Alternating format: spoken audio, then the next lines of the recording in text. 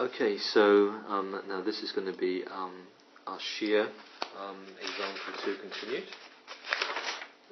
Shear example 2 continued. So in the first page we worked out the section properties. Let's draw out our section again. So we've got our, should have drawn it a bit bigger actually. So we've got our section there.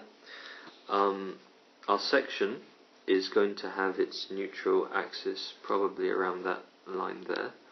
So I'll just call that neutral axis. And the distance from the bottom to the neutral axis we have worked out to be YC. And YC has turned out to be 162.5 millimeters. So 162.5 millimeters. And we've also worked out the second moment of inertia of the section. So I of the composite section has turned out to be 1.135 times 10 to the 8 millimeters to the fourth. So in the last section, that's what we did. Now, in terms of the shear stress distribution, so maybe I'll draw it here. Maybe I'll draw out the section again. So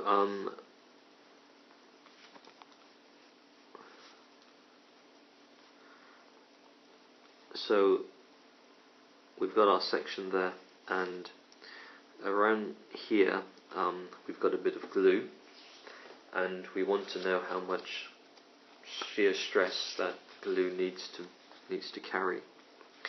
So if we just drew a line there, and then we wanted to work out our stresses or our shear stresses, our centroid is going to be here. So we would expect the peak value of shear stress to be at that point, and we would expect the shear stress to be reducing as we go up the beam. So let's just draw it like that. So we've got a peak shear stress, and I suppose later on we might work out that shear stress to have been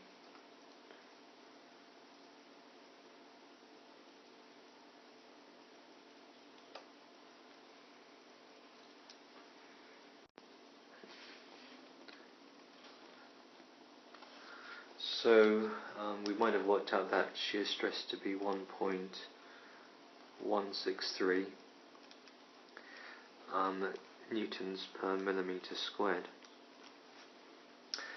Then just below the glue there would be another shear stress, and that shear stress we will work out later on to be 1.10. So the shear stress there is 1.10 newtons per millimeter squared. So that's slightly less from the maximum value. And then at the top fibre, the shear stress is clearly going to be 0. So we will have a value of the shear stress coming down, and then before the glue it would have one value, then after the glue it would have another value. So there would be a discontinuity, and later on I suppose we can show that that value there is going to turn out to be 0.275 newtons per millimeter squared. So it's all around the centroid, so we'll just say that's going to be our y-axis, and then along the centroid, let me just draw a line through there, and then we'll put our value as tau. So the question is now, how do we calculate those values? So let's start off with the easier one first. So we'll just say calculation of shear stress at neutral axis.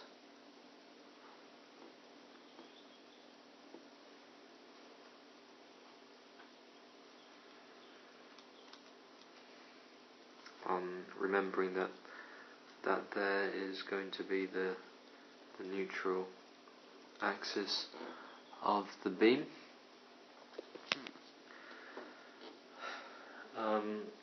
Okay, so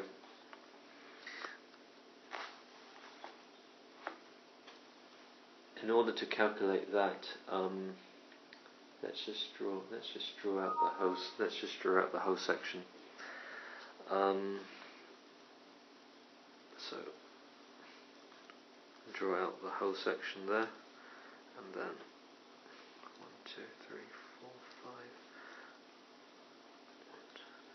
So one more there, and then I'll have the neutral axis there.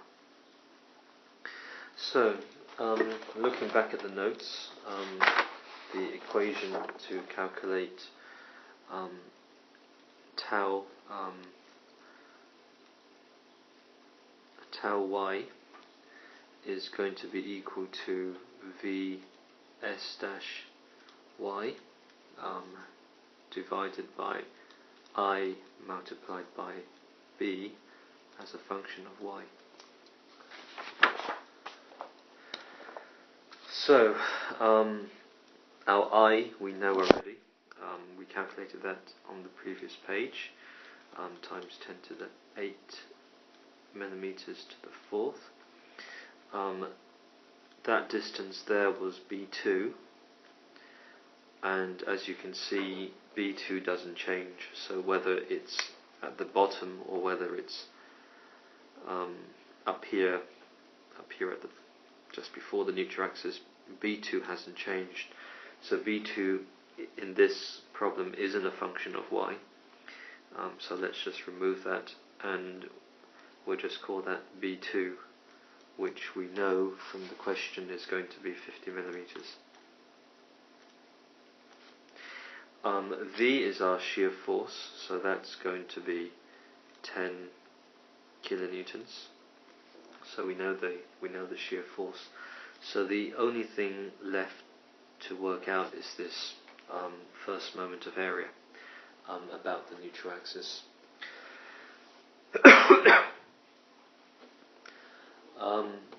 So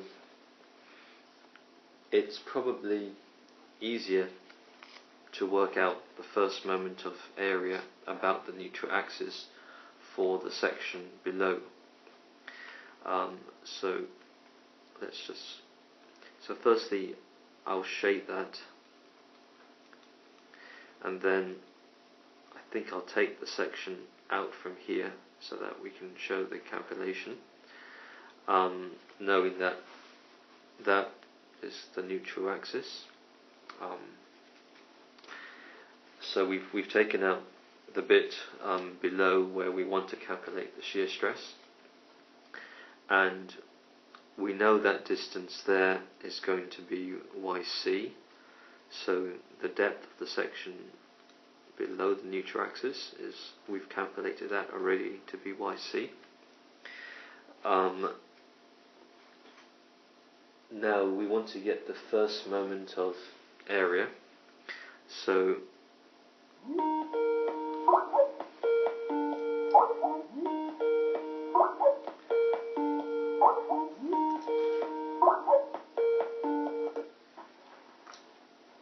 James. Yeah, hi Hung. Yeah, I'm Sorry, doing. Yeah. I was in office. Oh, that's okay. I'm just doing a recording. Give me a second. Yeah. Okay, because I'm doing the test downstairs. So good. Thanks for doing the application for me. Oh, no problem. So you just told me that Okay, so we've got a bit of a section, and the section depth is YC. So we know that bit there is going to be YC over 2. So that's approximately going to be about 80 millimeters, since YC has been worked out to be 162 millimeters. So in order to work out our shear stress at the neutral axis, so the neutral axis is going to be along that line there, along the neutral axis. We need to multiply the area, so I will shape the area again with another hash. So the area is clearly going to be YC times B2, and that clearly needs to be multiplied by the distance of the original neutral axis, which is YC over 2, to the neutral axis of the composite section, which also is YC over 2, since we're dealing with a rectangular section.